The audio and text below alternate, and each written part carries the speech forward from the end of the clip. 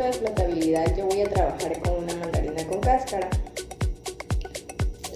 La cáscara de la mandarina tiene muchos poros, por lo tanto tiene muchas bolsas de aire, lo que la hace menos densa en el agua, por eso la mandarina flota.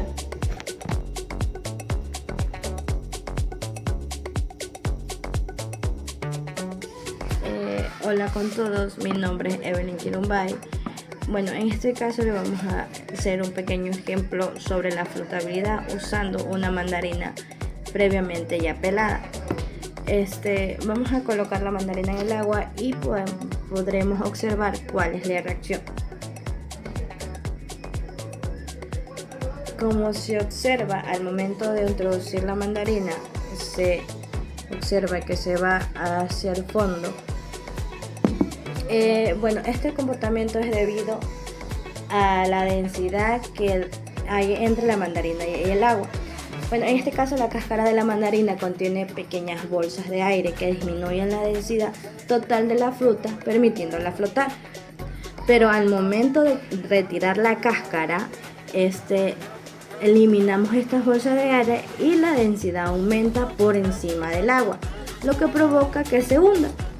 Bueno, en conclusión de este pequeño experimento nos ayuda a comprender cómo la densidad y la flotabilidad están relacionadas entre sí. Hola con todos, para el experimento de flotabilidad vamos a utilizar los siguientes materiales, que es agua dulce, un vaso y un huevito. Claramente colocamos el huevo en el agua dulce y procedemos a ver que no flota. Eso es debido a la densidad del huevo, que por la composición tanto de la cáscara como la de la yema. Para el siguiente experimento voy a estar utilizando 3 materiales. El huevo, que sería la representación del cuerpo pesado, sal y agua. Yo ya me adelanté haciendo la mezcla de agua con sal para poder tener la representación de agua salada. Y el huevo, en este caso, voy a proceder a ponerlo aquí para ver lo que ocurre. Tal como lo dice la física, podemos ver que este cuerpo, que es mucho más pesado que el agua, puede flotar, y esto se da debido a que la cantidad de salinidad que tiene el agua permite que el agua se pueda hacer mucho más densa, y esto hace que cualquier cuerpo, por muy pesado que sea, pueda flotar. Una representación o un ejemplo mucho mayor sería en este caso el mar muerto, que se lo considera de esta manera, ya que es imposible, casi imposible, de que algún ser vivo pueda albergar en estas aguas, y esto se da debido a que la cantidad de sal que posee es mucho mayor de lo común. Entonces podemos observar una vez más aquí y comprobar de que cualquier cuerpo puede flotar en agua salada. Para observar mejor que el cuerpo esté flotando, pues voy a proceder a acercarme. Podemos ver allí y también podemos... Ya vimos unos ejemplos sobre densidad y flotabilidad. Ahora vamos a verlo físicamente. Arquímedes fue un físico, matemático, ingeniero e inventor, astrónomo griego, el cual vivió entre el 287 y 212 a.C. y fue el primero en darse cuenta de este fenómeno llamado flotabilidad y también densidad.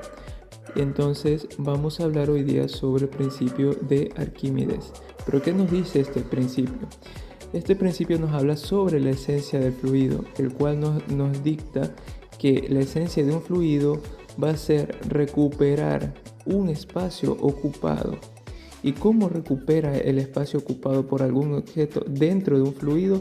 Pues va a aplicar el mismo peso del fluido, el cual faltaría debido al objeto, lo que vendría a ser traducido a las leyes newtonianas, que toda acción tiene su reacción, lo cual ocasionaría que este objeto, que se encuentra sumergido sobre un fluido, el cual tiene su densidad, tiene un volumen total y también se encuentra sumergido a un volumen. Este fluido también tiene su propia densidad. Entonces lo que sucedería es que, observando lo que es el diagrama del cuerpo libre, observaríamos que existen dos magnitudes, dos fuerzas. una fuerza de empuje y una fuerza que vendría a ser el peso del objeto. Arquímedes se dio cuenta que el empuje vendría a ser igual a la densidad del fluido multiplicado por la gravedad y multiplicado también por el volumen sumergido. En este caso, el peso vendría a ser la densidad del objeto multiplicado por la gravedad y multiplicado por el volumen. Si nosotros sumergimos algún objeto, vamos a observar que su magnitud de empuje, su fuerza de empuje va a ser mucho mayor con relación a su peso. Por ende, el objeto va a tender a flotar o ascender hacia la superficie, ya que esta magnitud entre más aumente, entre más se acerque a la superficie, sus magnitudes entre empuje y peso se van a igualar, debido a que el fluido va a querer recuperar el volumen o el área el cual ha perdido o el cual se encuentra ocupada por el objeto. Por ende, el fluido va a ejercer una fuerza inversamente proporcional a la fuerza aplicada, o sea, el peso del objeto. De esta manera, observamos que la flotación es una relación entre las densidades, entre la densidad del objeto, la densidad del fluido, que vendría a ser igual al volumen sumergido sobre el volumen total. Pero ¿cómo sabemos que el objeto va a flotar? Porque la densidad del objeto vendría a ser menor que la del fluido y de esta manera el objeto debe flotar. Pero en cambio, si la densidad del objeto viene a ser igual a la densidad del fluido, el objeto se mantendrá no flotando, pero se mantendrá en un punto medio en el fluido. Ahora, hablemos sobre la densidad. ¿Qué es la densidad? La densidad es una magnitud física en la que existe una relación de la masa de un cuerpo entre el espacio o el volumen que ocupa.